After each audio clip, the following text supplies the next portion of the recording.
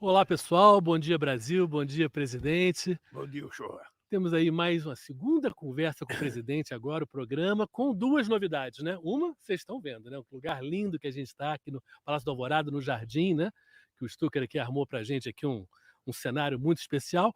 E é claro que a gente está tendo, de certa maneira, que pedir um pouquinho de desculpas, que na semana passada, no primeiro programa, nós falamos que a gente vai se encontrar sempre às terças-feiras de manhã. E, excepcionalmente, hoje, está sendo segunda-feira, claro, vai ter que ser segunda porque o presidente está viajando hoje à noite ainda para Roma, né? Vai se encontrar com o Papa, depois vai para Paris, tem um encontro muito especial lá também. E tem muita coisa acontecendo, aconteceu na semana passada. Então, antes da gente falar do futuro, vamos falar do que aconteceu essa semana do último programa para cá. Presidente, uma reunião ministerial de quase 10 horas. Como é que foi essa maratona? Aliás, uma maratona dura 2 horas e pouquinho, né? Foram 5 maratonas quase, 37 ministros. Como é que funciona isso aí? Olha, na verdade, foi a melhor reunião que eu já fiz, porque eu queria ouvir todos os ministros e ministras. Eu queria ouvir aquilo que eles fizeram, aquilo que eles estão se propondo a fazer e o que falta para eles entregarem a proposta completa daquilo que vão fazer até dia 31 de dezembro de 2026. Eu, na verdade, Uchoa, ouvi 40 discurso, porque Isso. além dos ministros falaram o presidente do BNDES, Uhum. o presidente da Petrobras e o presidente da Caixa Econômica. Só não falou o Banco do Brasil porque estava viajando.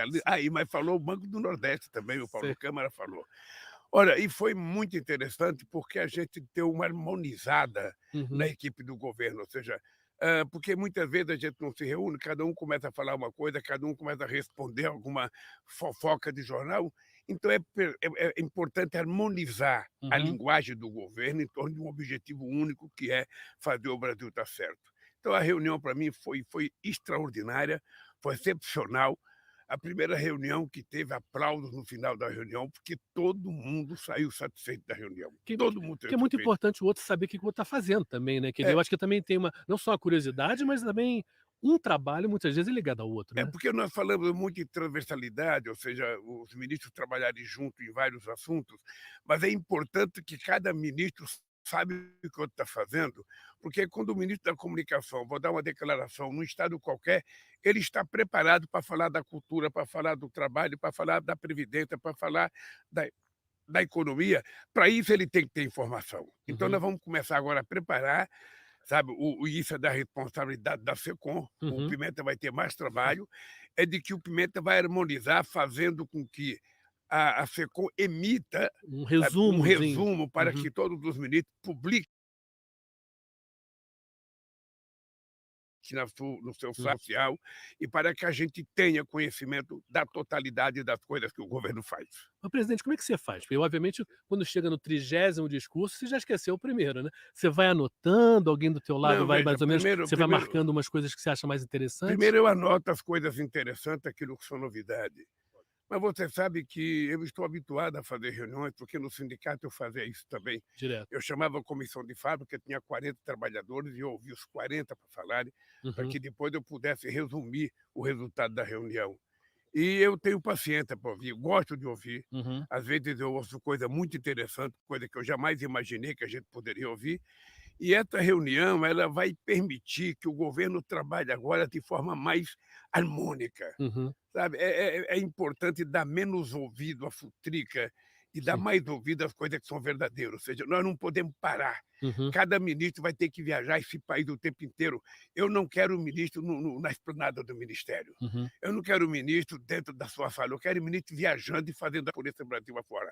É por isso que, nesse sábado, enquanto eu estava em Belém, eu visitei Belém e visitei Abaetetuba, o Pimenta e o ministro Valdez da Integração estavam em Santa Catarina, no Rio No Rio Grande do Grande do Sul, Sul, né, que estava aquele horror, discutindo né. as enchentes, ou seja, e eu quero mais ministros viajando. Quanto mais ministros viajar, mais o governo estará presente, vivendo a realidade que o povo está vivendo e tentando fazer de tudo para atender às suas necessidades. Uhum. É esse o governo a partir de agora. Eu disse o seguinte: esse segundo semestre é o momento da gente apresentar à sociedade aquilo que a gente vai fazer até o dia 31 de dezembro de 2026. Uhum. Trabalho,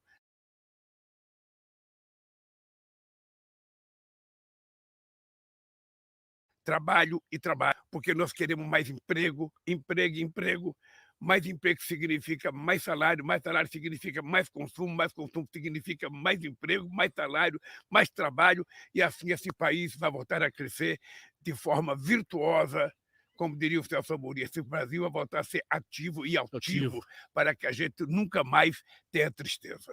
Voltando dessa coisa das viagens, o ministro Pimenta e o Valdir Guedes foi lá no Rio Grande do Sul, né, e na fronteira ali com a Santa Catarina.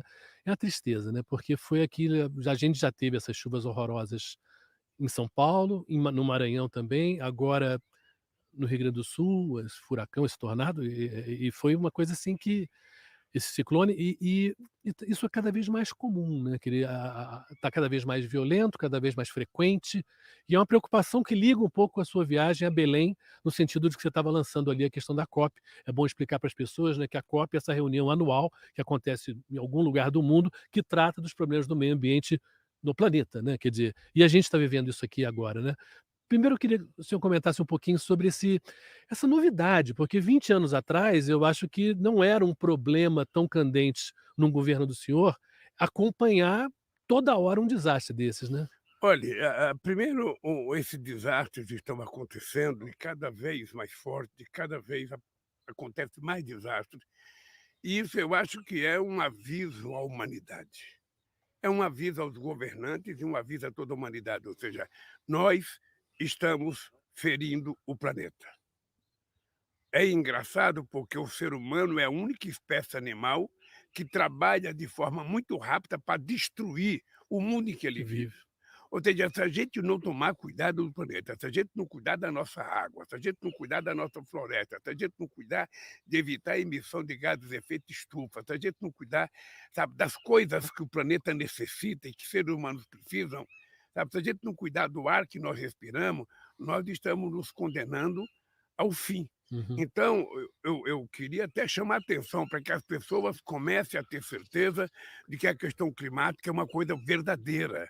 Nós precisamos ter mais responsabilidade. É por isso que aqui no Brasil nós assumimos responsabilidade de chegar ao desmatamento zero em 2030. Vai Uhum. ser um trabalho muito grande, mas nós vamos cuidar, nós vamos cuidar do Pantanal, nós vamos cuidar da Caatinga, nós vamos cuidar do Cerrado, nós vamos cuidar da Mata Atlântica para preservar aquilo que existe. Uhum. Esses dias não sei quem queria aprovar uma lei para construir um gasoduto na Mata Atlântica. Ora, uma coisa que não tem nexo, não tem sentido. Uhum. Ou seja, a ganância do ser humano tem que ter limite. E o limite é o bem-estar do restante da sociedade. Uhum. Você não pode utilizar o planeta para meia dúzia de pessoas. Eu vou te dizer uma coisa: quando um cidadão quer cortar uma árvore que tem 300 anos de vida, uma árvore que não pertence a mim, não pertence a você, não pertence a Ninguém. ninguém, é uma árvore do mundo, do Do planeta. Ou planeta. seja, por que que um cidadão quer se dar ao luxo de pegar uma motosserra, ir lá e cortar essa árvore para ele vender, para fazer móveis, para fazer mesa, para fazer cadeira, para fazer cama? Olha, se esse cidadão quer cortar uma madeira, ele que plante, ele que floreste, Uhum. sabe, uma área qualquer, sabe, e ele deixa a planta crescer, corta e faz o modo que ele quiser. Uhum. Mas é preciso que a gente seja muito duro no cumprimento da lei para que as pessoas aprendam a preservar aquilo que Deus nos deu. O senhor acha que, de certa maneira, porque no Rio Grande do Sul, que a gente está falando, né, recentemente estavam com problemas de seca em áreas do estado que prejudicaram muito a agricultura lá, né, quer dizer, então são extremos, né, quer dizer, muita falta d'água, água demais, quer dizer, causando tragédias dos 2 lados, e isso tem a ver com a Amazônia. Às vezes, talvez a pessoa no Rio Grande do Sul não pense o quanto a Amazônia tem a ver com o dia a dia dela, né, não tem a ver com quanta importância da floresta em relação a isso. E aí você, pô, Belém não podia estar mais distante, né, parado do Rio Grande do Sul, mas como estão ligados os 2 estados e, de certa maneira, a natureza impacta na natureza do É outro, né. importante o show aqui, o ser humano, ele se dê conta, sobretudo nós brasileiros, da importância da Amazônia. A Amazônia não é importante para quem mora na Amazônia. A Amazônia é importante para o Brasil e para o mundo, ou seja, porque dela reflete, sabe, as mudanças climáticas. Dela pode Que eles chover chamam de mais ou chover rios menos. rios de água, né, que eles Isso, chamam de ou chuva, né. seja, dela pode mudar o clima no Rio Grande do Sul, mudar o clima em Santa Catarina, em São Paulo, em qualquer lugar do planeta pode ter mudança por causa da Amazônia. Lado cientificamente que a gente tem que cuidar. Quem é que tem floresta amazônica? Brasil. Aqui na América Latina, na América do Sul, são 8 países Uhum. que nós vamos fazer uma reunião agora em agosto com Equador, Bolívia, Venezuela, Peru, Bolívia e Colômbia. Brasil. Uhum. E ainda a Guiana Francesa, que Uhum. faz parte, o Suriname. Vamos fazer um encontro em Belém para que a gente cuide da Amazônia da América do Sul. E, ao mesmo tempo, nós vamos ter que conversar muito com o presidente do Congo e Uhum. vamos ter que conversar muito com o presidente da Indonésia, que também são 2 países que têm Uma floresta floresta muito. muito densa Uhum. e que ajuda a controlar o planeta. Se a gente conseguir fazer isso, os países ricos pagarem aquilo que eles prometem desde a Copa de 2009, que era dar $100 bilhões por ano para se cuidar do clima, e não estão dando, e Uhum. nós agora vamos cobrar outra vez, Uhum. quando tiver a COP nos Emirados Árabes no final do ano, a gente vai cobrar, porque se não tiver dinheiro para desenvolver os países em desenvolvimento, para desenvolver os países que têm floresta ainda a ser preservada, se não tiver dinheiro, sabe, é normal que o povo pobre que mora nesse estado ainda continue, sabe, com muita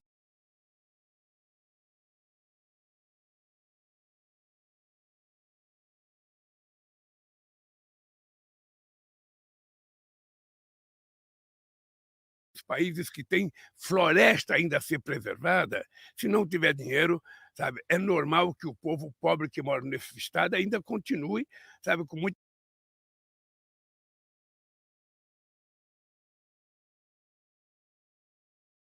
necessidade. Uhum. E nós precisamos convencer os de uma economia baseada na emissão, sabe, cada vez menor de gás de efeito estufa.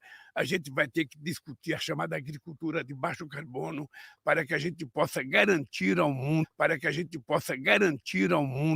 que nós, seres humanos, vamos cuidar do nosso planeta, e isso significa que estaremos cuidando da nossa casa. Agora, a decisão do senhor de oferecer, e conseguiu, né, que a COP de 2025 seja em Belém, e o Belém, Pará, né, que é um estado que tem problemas bastante grandes em relação a isso, né? Desmatamento, e a questão de como mudar um pouco a economia do estado também e de toda a região. Como é que foi lá em Belém? Como é que foi o encontro com as pessoas? E o Mauro Vieira foi lá apresentar para os empresários locais, né, um pouco dessa dificuldade de fazer um encontro mundial numa cidade que, claro, não está acostumada a receber, tanta gente de fora, né. Como é que você pensa, temos aí 2 anos e pouco para preparar a Duas casa, né. duas coisas importantes do show. A primeira foi a participação do ministro de Relações Exteriores para explicar a empresários, sobretudo a empresários do turismo, o Uhum. significado de uma COP, Uhum. uma previsão de quantas pessoas estarão presentes. Tem gente que fala que vai ter mais de 50.000 pessoas, outro fala de 80.000 pessoas, além da quantidade de chefes de estados que vão Sim. comparecer nessa COP. Uhum. E por que isso? Porque é a primeira COP feita na Amazônia. Uhum. Olha, as pessoas tanto falam da Amazônia no mundo inteiro, Mas nunca tinha tido. agora vão ter que falar da Amazônia dentro da Amazônia. Vão conhecer o Rio Amazonas, vão Hum. conhecer o Rio Tapajós, vão Uhum. conhecer a nossa floresta, vão conhecer como é que vive os nossos indígenas, os nossos povos ribeirinhos, para aí eles começarem a discutir com base na realidade. Uhum. Essa é uma coisa extraordinária. Outra coisa fantástica é que o governo começou a fazer a política de concessões e de parceria para ajudar a transformar Belém numa cidade capaz de receber a COP. É preciso ter uma rede hoteleira, Uhum. é preciso, a gente vai fazer uma drenagem no rio para que navios, sabe, esses transatlânticos de turismo possam pousar, possam estar, Atracar ali. atracar lá, para que a gente possa ter eles Hotel, como né. hotel. Nós fomos fazer convênio com o prefeito para fazer canal em alguns lugares da cidade, e fomos também fazer a concessão do aeroporto, Hum. sabe, que está abandonado, para ser o grande palco Uhum. do nosso encontro da COP Uhum. 30 em 2025. Uhum. Então as coisas estão acontecendo, o governador está muito motivado, o prefeito está muito motivado, e eu acho que nós corremos o risco de fazer a COP mais bonita que já foi feita. Porque uma coisa é discutir a Amazônia no Egito, Uhum. outra coisa é discutir a Amazônia em Berlim, outra coisa é discutir a Amazônia em Paris. Agora não, agora nós vamos discutir a importância da Amazônia dentro da Amazônia. Nós vamos discutir a questão indígenas vendo os indígenas. Vamos discutir a questão dos povos ribeirinhos, vendo os povos ribeirinhos e vendo como ele vive. Uhum. Porque quando a gente fala em preservação, uma coisa que nós temos que preservar são 50 milhões de pessoas que moram na Amazônia da América do Sul Aham. e que são pessoas que querem viver dignamente, que querem comer, tomar café, almoçar, jantar, que querem passear, que querem se vestir. E tudo isso nós temos que cuidar, porque isso é garantir o meio ambiente. Uhum. E a gente não pode esquecer que a gente, para cuidar do meio ambiente, a gente começa cuidando do povo pobre que mora nessas regiões. É, que isso é uma parte que muitas vezes a gente não nota, né, nessas discussões, né, se fala do meio ambiente como se o meio ambiente não impactasse diretamente na a pessoa muitas vezes corta a árvore porque ela precisa para sobreviver, quer dizer, o garimpeiro ali pobre está ali Eu tirando tenho ouro por causa eu tenho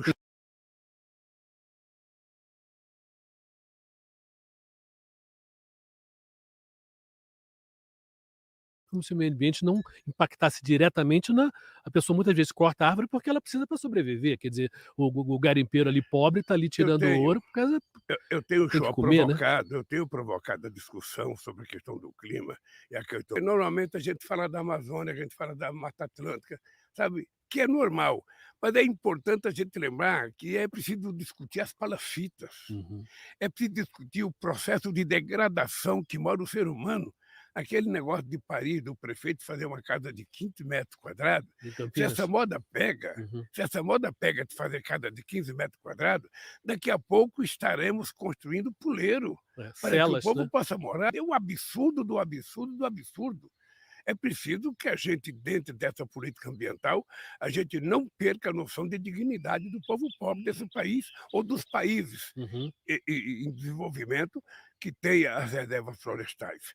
Então, sempre que a gente falar na questão ambiental, nós temos que lembrar das pessoas que moram nessas regiões que precisam viver dignamente. É, porque de certa maneira quase que é simbólico. Minha casa, minha vida é o planeta, né. A nossa casa é o planeta, é a nossa vida é É o isso mesmo. planeta, né, e a casa mínima é a casa que a pessoa precisa para viver A de uma falar em maneira casa, nós com fomos a dignidade. Vocês foram, né? Maiteituba inaugurar a casa e, ao mesmo tempo, nós fomos lançar um programa de fazer até dia 31 de dezembro de 2026 mais de 2 milhões de casas.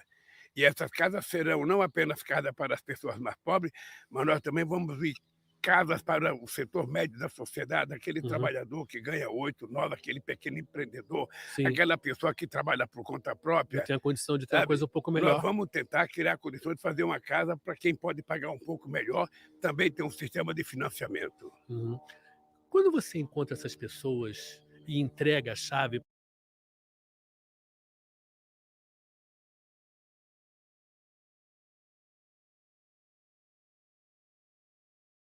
Criar condições de fazer uma casa para quem pode pagar um pouco melhor, também tem um sistema de financiamento. uhum. Quando você encontra essas pessoas e entrega a chave, porque é uma coisa tipo de cerimônia que o senhor já fez muitas vezes, mas eu imagino que no olhar 3. Era uma casa que em 82 eu gravei um vídeo com meus filhos jogando bola na rua, porque as pessoas diziam que eu morava no Morumbi. sério? Então eu gravei um vídeo para televisão para mostrar que eu morava na rua Maria Azevedo Florencio 273, em São Bernardo do Campo. Foi a primeira casa que eu comprei, Sei, uma casinha de 33 metros quadrados. sei, E naquela casa morava eu, a minha mulher, 3 filhos e a minha sogra, numa casinha de 33 entendi, metros quadrados, sei. sabe. E foi uma E felicidade quando comprou, né? a Pô, maior é a realização de um sonho. Qualquer trabalhador, uhum, qualquer homem ou qualquer mulher, sabe, tem como sonho ter uma casinha, um lugarzinho, o chamado ninho, uhum, para a gente saber todo dia onde a gente vai voltar, sabe, aquele negócio do caminho de volta. sim, A casa é um desejo, sabe, sim, é o maior desejo do ser humano é ter uma casinha, pelo menos das pessoas mais humildes, das pessoas sim. mais simples. Talvez alguém que ganha muito dinheiro não Não, aí é outra pense que história. pode pagar aluguel, mas para as pessoas que trabalham, a casa é uma coisa sagrada. É E o para a mulher, então, é uhum. uma coisa sagrada e meia, porque todo o desejo da mulher é ter a casinha Arrumar o jeito dela, né? para cuidar dos seus filhos. Uhum. Vamos falar de uma outra coisa então que, eu acho que é importante, porque o momento de serviço, gente, é o seguinte, o Ministério da Cultura, ele tem primeiro que é o maior orçamento do Ministério da Cultura que já teve, né, 3 bi 800 milhões, né. Mas tem um prazo, gente, tem um prazo no Brasil inteiro que a gente tem que lembrar para os governadores, para os prefeitos, né, que até dia 11 de julho todo mundo tem que apresentar seus projetos para o ministério para poder usufruir desse dinheiro. Isso é uma das coisas muito importantes, que é a descentralização, né, quer dizer, não é o governador dando o dinheiro, mas o município vai decidir os seus projetos importantes para as suas prefeituras, para o seu e nos seus estados fazerem também. Então 11 de julho é o não falta muito tempo, mas Show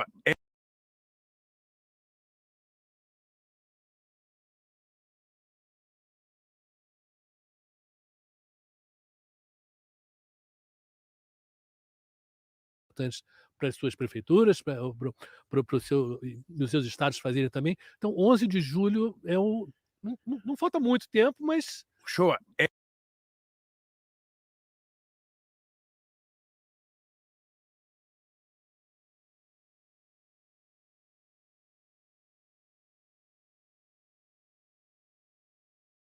o mais importante. Aproveite, prepare o seu projeto, mande para o governo que você vai receber pela primeira vez um bom dinheiro para a cultura. bom, são 3 semanas aí, gente, olha, vamos correr aí todo mundo, né, os prefeitos, os governadores, enfim, todo mundo da área de cultura, aproveitando, né, a Margarete Menezes, né, a ministra da cultura está aí empenhada, né, com a lei Paulo Gustavo, entre tantas coisas aí, democratizar os acessos à cultura.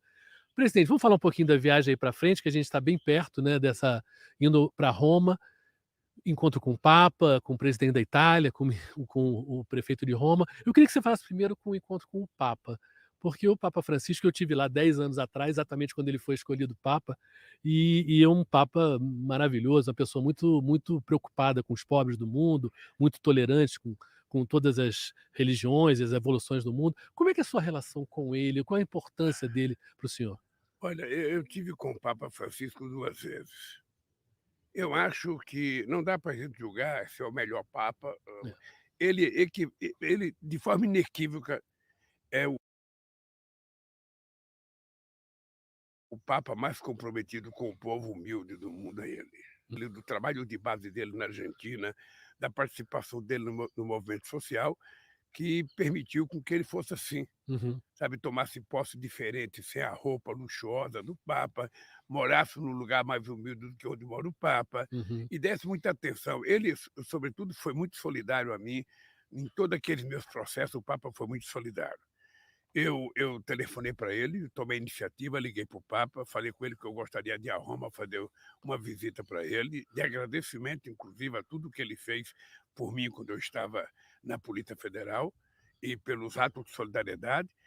Muito interessado em acabar com a guerra da Ucrânia e da Rússia. Uhum, Eu também quero conversar com ele sobre essa questão da paz e também eu quero conversar com ele sobre a questão da desigualdade. uhum. Ou seja, quando eu saí da prisão, eu fui falar com o Papa, porque eu queria fazer uma campanha mundial contra a desigualdade, mas quando eu voltei, eu fui lá e depois eu fui no Conselho Mundial de Igreja. Quando eu voltei, a pandemia tinha começado e É, aí não eu deu. fiquei 2 anos sem poder fazer as viagens. Eu vou voltar a conversar com o Papa, porque eu quero aproveitar o meu mandato de presidente da República para tentar criar uma consciência mundial de que não é explicável que nós de nos dignarmos contra a fome, Uhum, contra a falta de comida num planeta que produz mais comida do que nós consumimos. O uhum. problema não é de falta de produção, é de falta Distribuição. de distribuição, é de falta de dinheiro para comprar o alimento. Então eu vou discutir isso com ele, sabe, vou discutir outros assuntos que ele quiser O discutir senhor falou em comigo. convidar ele para o Círio de Nazaré? Será Não, que seria eu se bom, pensei em claro, convidá-lo, sim, eu vou mas tentar convidá-lo, ele conhece a festa, sabe a importância da festa, uhum. sabe.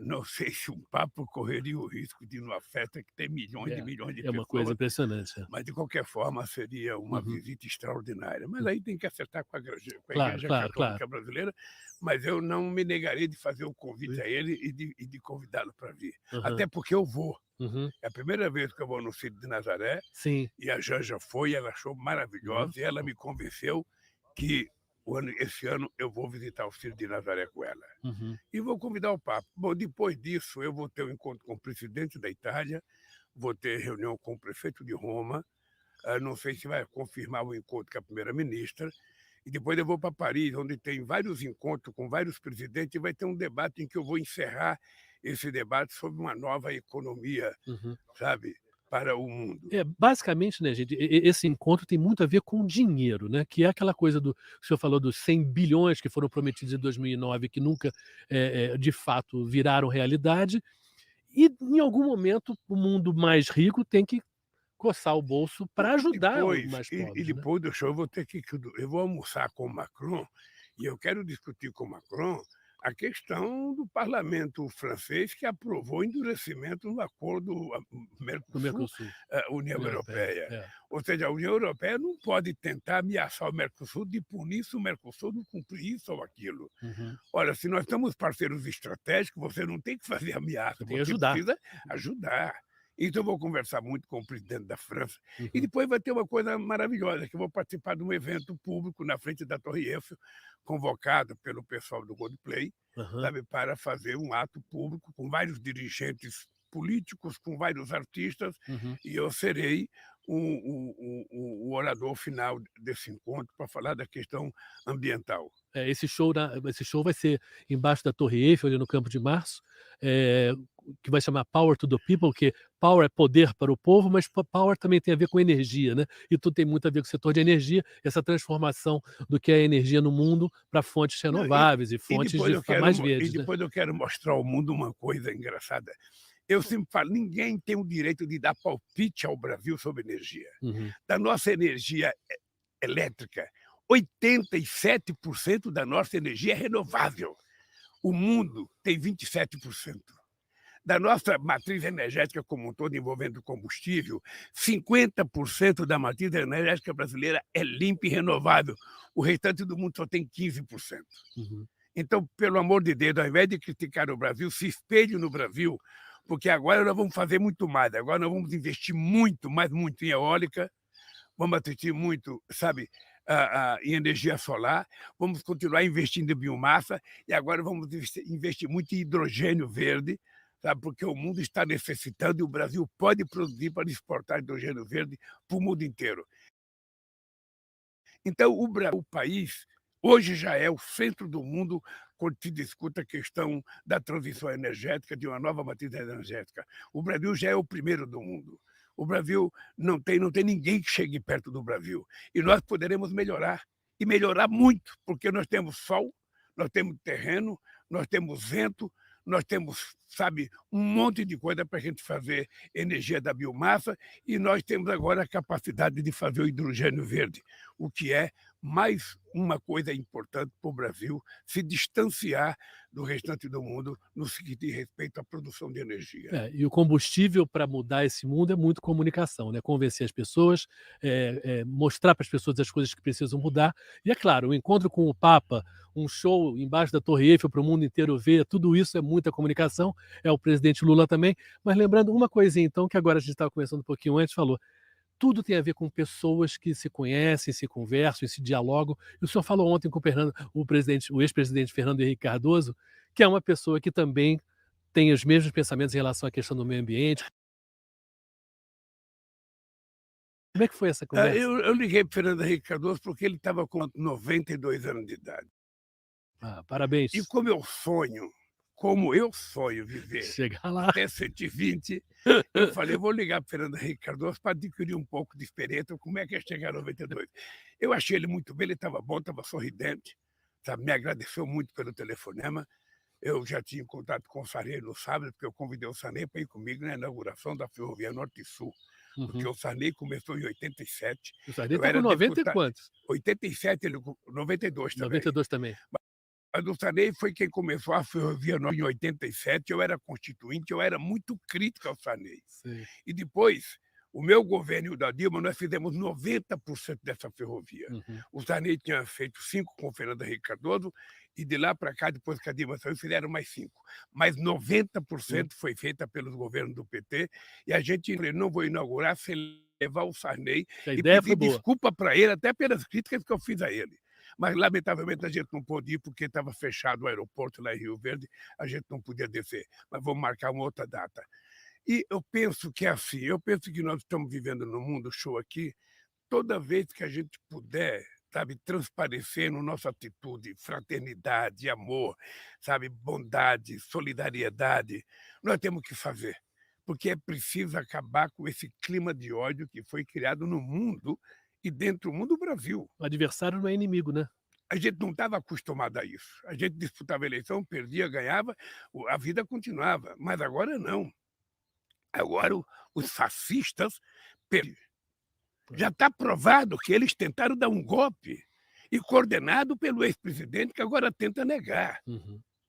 Mas quando ele perdeu as eleições, ele se trancou dentro de casa para ficar preparando o golpe, sabe? Então, eu acho que nós vamos apurar isso com muita tranquilidade. Todo mundo terá a chance de se defender, Uhum. todo mundo terá a chance de se defender. Então, eu quero que as pessoas fiquem tranquilas que nós vamos investigar. Quem tiver culpa no cartório vai pagar, vai ser julgado pela justiça comum, e irá para a cadeia se tiver cometido o crime. Senão, as pessoas voltam a viver a sua vida com tranquilidade. Mas nós não vamos aturar as pessoas que tentaram dar golpe e destruir a democracia do nosso país. E vamos recuperar essa boa convivência que o senhor tem com o Fernando Henrique Cardoso, com o Sarney, enfim, que é o normal da política, né? Eu conversava com o Sarney, conversava com o Itamar, conversava com o Collor, sabe? Agora você tem um cidadão que não conversa com ninguém, que não quer conversar, só quer transmitir mentira, fake news e falar bobagem, agressão contra os outros. Ou seja, isso tem que acabar, porque esse país precisa voltar a gostar da paz. Esse país tem que voltar a ser um país alegre e o povo brasileiro tem que voltar a ter esperança. Você está lembrado que durante a campanha eu falava, nós vamos abrasileirar o preço dos combustíveis, porque não tem explicação o Brasil ter preço internacional. Começou a acontecer. Vai acontecer no combustível, vai acontecer no gás, e vai acontecer em muitas outras coisas aqui nesse Brasil. Os alimentos estão baixando, a carne baixou, sabe? A inflação baixou. Já baixou 27% em alguns lugares a carne, sabe? O arroz baixou, o óleo de soja baixou.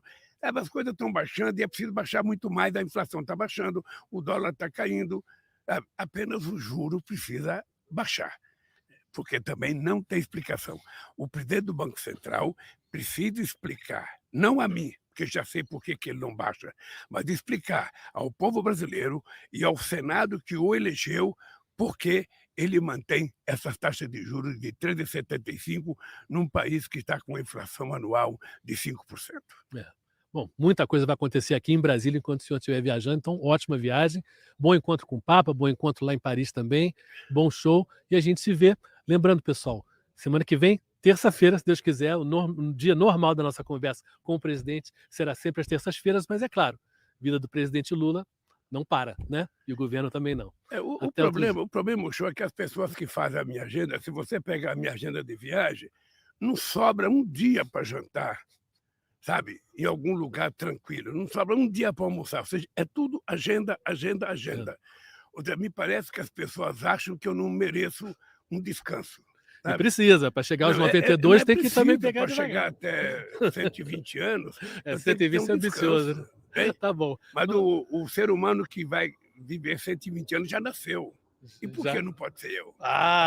Tem que ter ambição, né? Se eu tenho sorte, então quem sabe eu tenha sido escolhido. Muito escolhido.